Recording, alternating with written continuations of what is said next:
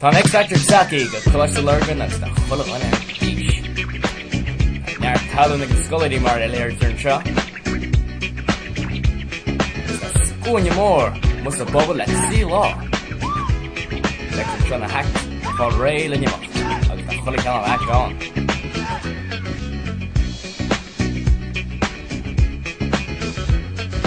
Fiad mar sin bhí banatí agus fearantí dathúil ar fáil.